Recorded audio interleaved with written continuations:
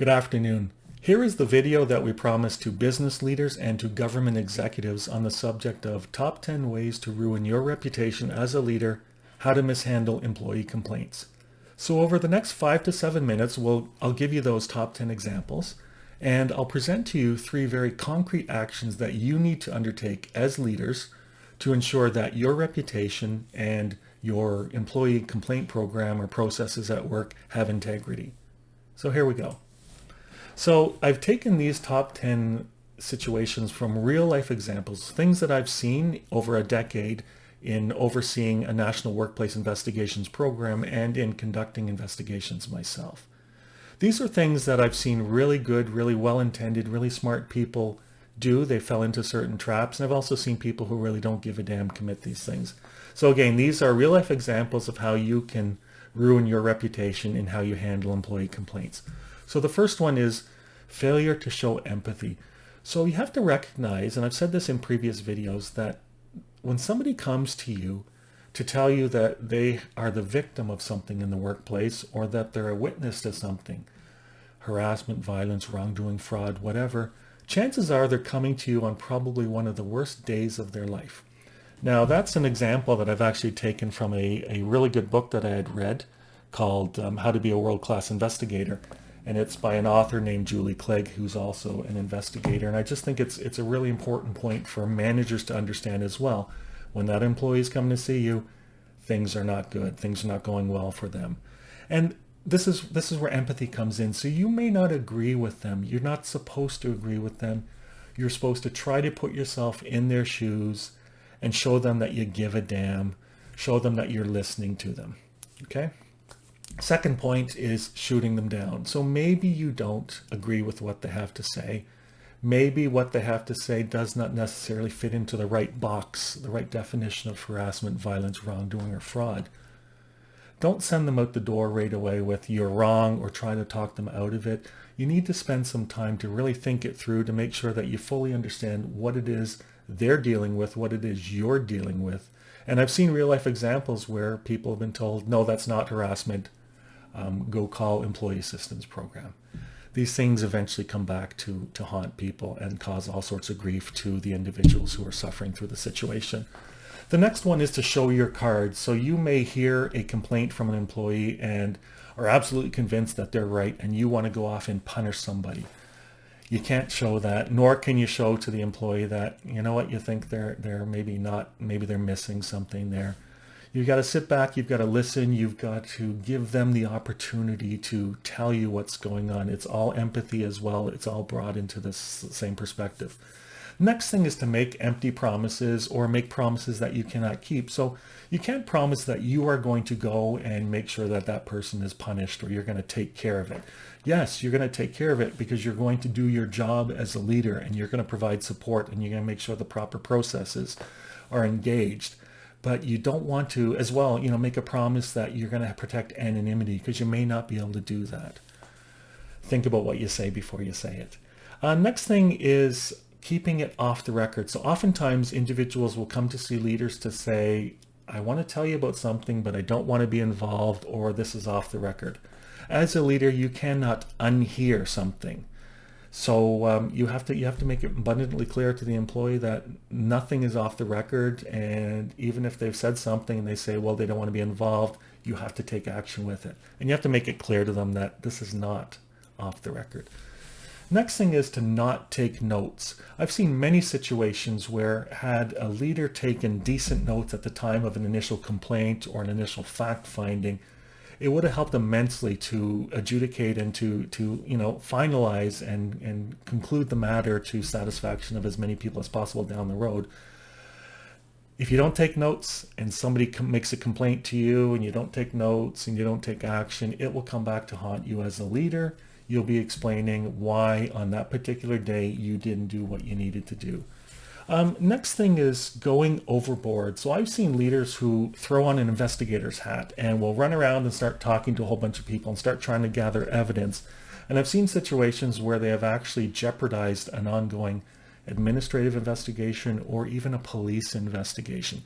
So while there are some organizations that expect their managers to do, or expect their leaders to do an initial fact finding upon, receipt of a complaint. Managers need to do that.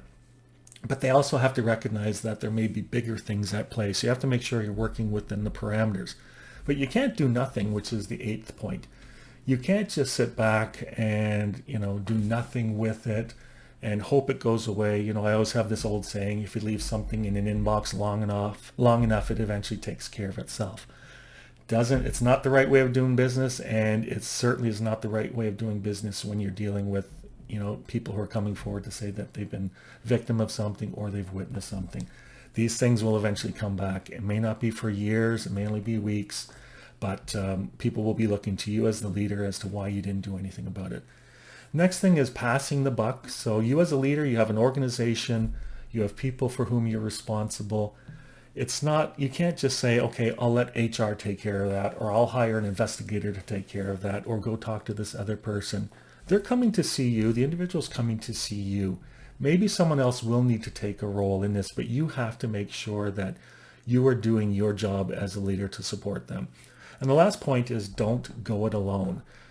So a lot of times, a lot of leaders have never had to deal with situations like this. A lot of times they'll maybe deal with it less formally, not sweep it under the carpet, but less formally. They address it with the individuals, maybe through informal conflict. Everything's fine. But if they don't report it through the right mechanisms within their organizations, if one of the players gets involved in something else at another point, and there's another leader involved in it, well, you don't see that there have actually been multiple incidents, and you're going to miss a huge opportunity to fix something, and there's a huge liability for you as well for not addressing a problem. So don't go it alone. Make sure you are talking to the right people. You're reporting it to the right mechanisms in your organization, even if it's just a minor situation. Now let's take a look at, and again, these examples are things that if leaders do, it will cause damage to their reputations, and it could cause damage to their career options moving forward as well if they've mishandled an important situation. And anytime an employee is coming forward to you to say that they're on the receiving end of harassment, violence, wrongdoing, or fraud, or that they've witnessed something, that's a big deal. So let's take a look at now how to raise the bar and how to make sure that you as leaders do not have your reputations tarnished through mishandling, an incident or mishandling a complaint. So the first thing is to make it important, and this is something I've said in other videos as well, is, it's not enough to, rely on the online training and packages and memos in the workplace to make sure to ensure that your employees know what they're supposed to do if they ever witness anything or if they're ever on the receiving end of something. I've not seen very often where leaders will proactively sit down with their employees to talk to them about the importance of healthy workplaces, to talk to them about how and what they need to do if they ever find themselves witnessing something that should not be happening or on the receiving end of something that should not be happening. Why don't you just do it as a leader? It's a great conversation to have with your staff, and it will ensure that they know what they're supposed to do. I think in the Canadian federal government context or federally regulated industries, we've got the remainder of Bill C-65 coming into force in January of 2021. I'm hoping that leaders are not going to sit back and wait for the human resources folks to publish bulletins or whatever to tell people, this is the new legislation, this is what it means to you, this is what you need to do. Have the conversation with your people now. It's going to go a long way to your credibility, to your reputation. Next point is to educate yourself. So you can't be expected to know everything about all labor relations and human resources matters if you haven't had exposure to them, but you need to understand what tools and what processes are available to you to deal with these situations. So take the time to educate yourself and share with you something very interesting. I'm aware of a company called Botler AI.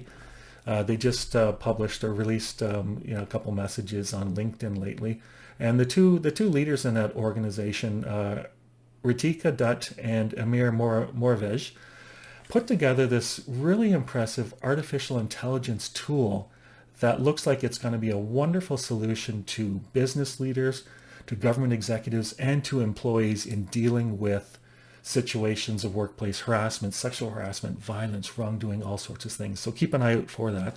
And the last point I want to make is to show that you care, to show that you give a damn about your employees. when you do have to deal with situations, when they have to deal with situations, make sure that they see that you're in it to assist them as well. So that's it. We went about 10 minutes, a little bit longer than usual. So as always, I invite you, if you have any questions in relation to preventing or resolving workplace harassment, violence, wrongdoing, or fraud, anything in relation specifically to today's video, please reach out to us at Integrity by McCarthy. So my name is Ken, and you can find me at kenneth@integritybymccarthy.ca, and our website is integritybymccarthy.ca. Thank you very much. I hope you enjoyed this video.